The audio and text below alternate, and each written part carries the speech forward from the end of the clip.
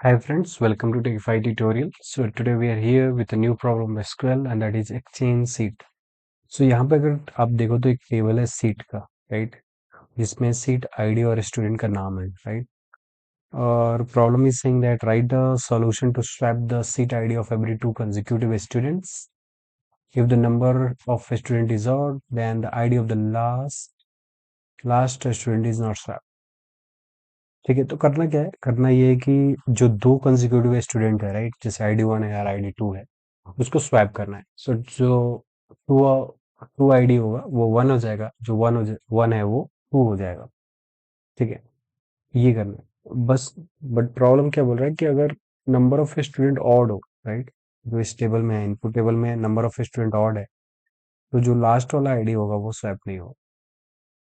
तो स्वैपिंग का एक लॉजिक तो क्लियर है कि भाई जो इवन नंबर, इवन प्लेस पे जो है आईडी है, जो इवन आईडी है, राइट, जैसे टू एंड फोर है, सो उसको एक कम करना है और जो ऑड वाला आईडी है उसको एक बढ़ाना है।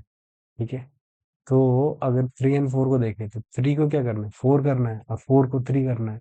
थ्री ऑड है, एक इंक्रीज कर दो, फोर इवन है तो एक डिक्रीज कर दो। लेकिन जब ऑड कंडीशन आप लगा रहे हो तो एक और कंडीशन लगाना होगा कि भाई एक तो आईडी ऑड हो, दूसरा क्या हो, वो आईडी मैक्सिमम आईडी से कम हो, छोटी हो।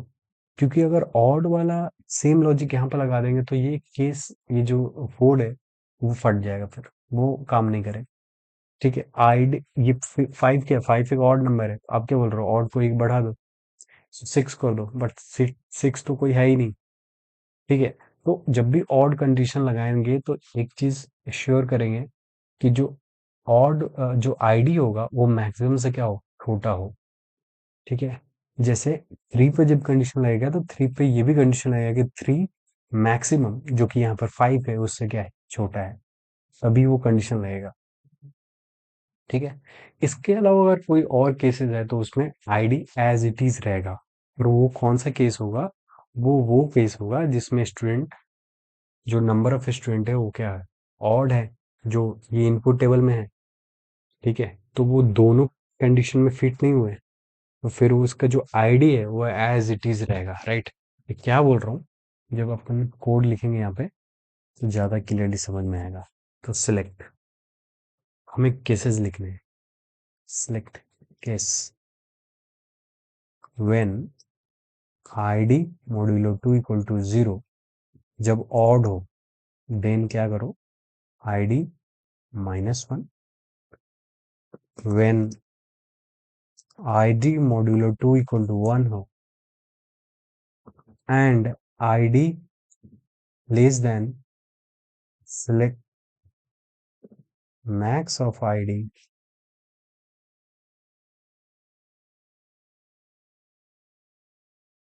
from seat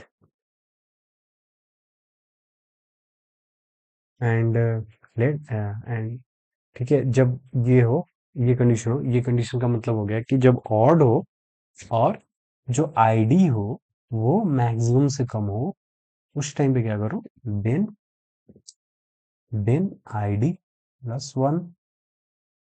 ठीक है, एल्स और कोई कंडीशन तो क्या करो, आईडी को आईडी ही रखने दो and as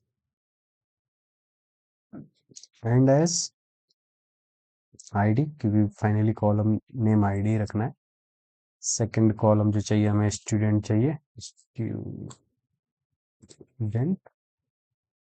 from table called seat. ठीक है, तो यहाँ पे कर लिए। लास्ट में ऑर्डर बाय भी करना है, तो return the result table, return the result table order by in ascending order.